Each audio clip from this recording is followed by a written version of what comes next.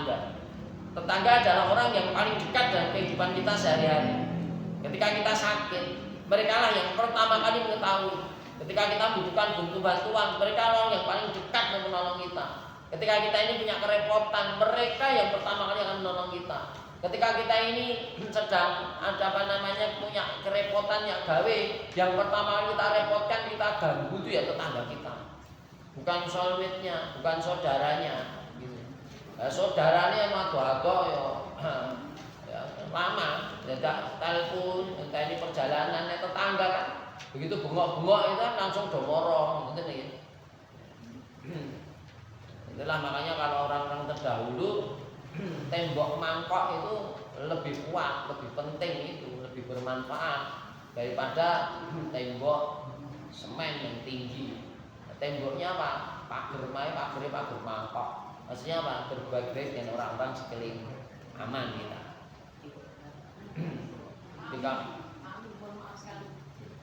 Ketika Islam benar menekankan dengan tetangga baik, dengan keluarga baik, ini kaitannya, apakah masih boleh bisa berharap ketika masih ada hati yang belum bisa memaafkan, ijek anyar karo uang, ijek suka rasional karo gitu, berharap ingin dapat malam Lailatul Qadar, apakah masih boleh Pak Amin? Ketika masih ada hati yang anyel karo uang lah, kasih masih ada hati yang Anda sama suami, sama tetangga gitu, apakah masih boleh berharap malam Lailatul Qadar Pak? Karena kalau melihat dalam ajaran Islam kok begitu rapinya menata bahwa kita aja sampai nyileh dalam Al-Ma'un tadi siliono tonggomu ya ulang-ulang apa-apa gitu, itu bagaimana Pak? Terima kasih. Sebenarnya gini, kalau soal Lailatul Qadar itu tidak ada hubungannya dengan bagaimana kita ini berbuat baik dengan tetangga dan sebagainya, itu tidak ada hubungannya. Ya, kalau yang namanya Lailatul Qadar itu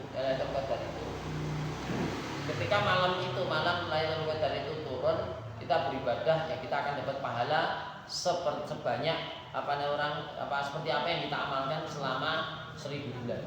Artinya berarti kalau memang kita bisa betul-betul dapat ya kita akan dapatkan keutamaannya itu tadi. Ya.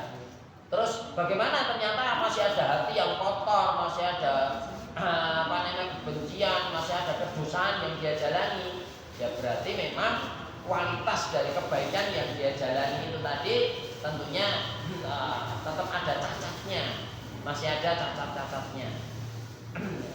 Terus tentunya juga begini, ketika orang bisa mendapatkan Lailatul Qadar itu konsepnya tidak ya. Lailatul Qadar itu kan utamanya besar dan tidak mudah orang itu bisa mendapatkan Lailatul Qadar itu ya bukan hal yang mudah.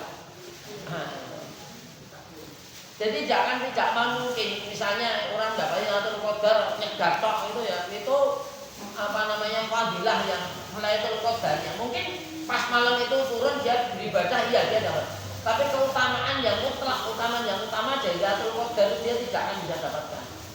Nah, artinya karena memang ada ibaratnya begini lah, ini ada kebaikan yang besar. Untuk bisa menerima kebaikan yang besar seperti itulah kita dapatkan snack besar itu tadi ya.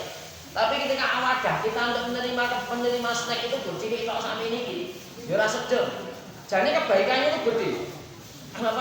Jatahnya makan kita ini dapatnya besar. Tapi karena wadahnya kita ini kecil. Ya wis. Berarti kita ini karena tempatnya kecil, jadi kita sudah ikut sengokek. Itu loh masalahnya. Makanya kalau soal kemungkinan dapat ya kita dapat. Tapi apa kita dapat semuanya? Tidak. Karena wadahnya kita ini kecil. Yang saya memiliki buka otak memiliki nopo. Betul. Buka otak memiliki. Iya. Ini. Oh, snack sama unjukan. Oh iya. Nanti sholat maghrib. Sholat maghrib di sini juga. Oh gitu ya. Iya.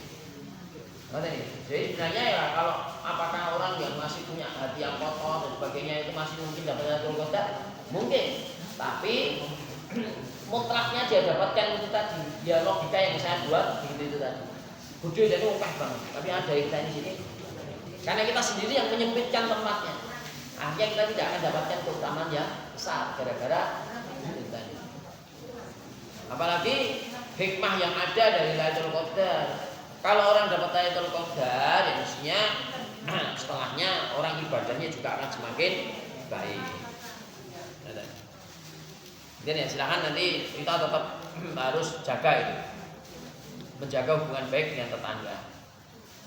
Yang ketiga, ramah dan lemah lembut pada sesama.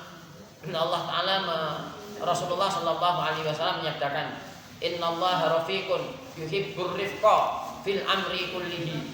Allah Taala itu maha lembut, menyukai kelembutan fil amri kullihi, pada semua hal. Dia Allah Taala itu lembut. Jadi kalau kita ini bisa berlembah lembut kepada siapapun, maka Allah Ta'ala akan menyenangi kepada kita semuanya. Maka konsep itu harus ada pada kita. Ayolah kita ini jangan menjadi orang yang punya perilaku yang kasar kepada siapapun. Tapi gini, kita ini kadang juga harus bersikap dengan sikap yang tergantung pada siapapun gitu lah. Mohon maaf, mungkin kalau saya sendiri, saya ini sebagai ketua RT ya, saya beberapa kali dulu juga ngonek-ngonek, tak onek-onek kan. Dan omongan saya, lesan saya harus elek banget memang. Ketika saya mendapati ada orang warga saya itu neng rumah, neng juru rumah, tapi mendem, lanang itu mendem kabeh itu bengok-bengok pagi. Akhirnya saya dipanggil tak parah, tak onek-onek. Mohon maaf, tapi suwi-suwi ya. Jadi orang semacam itu patut diomongin dengan omongan halus. Wah, omong kasar. Wah, onek-onek itu kan. Supaya apa? Dia doa sadar.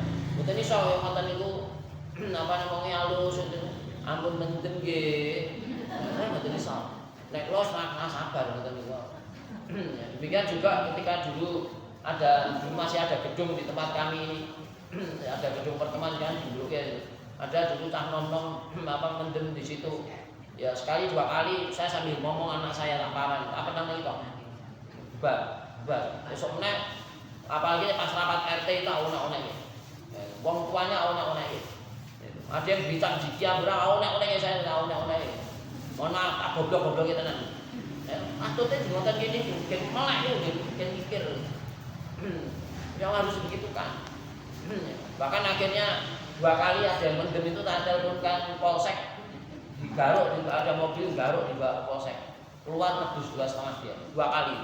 Dan saya bilang di rapat RT, sing telepon aku rasa gulai sama sing telepon aku relatif mau telepon aku, saya begitu bawa aja di parani polsek bowo nebus 2,5 parpu salam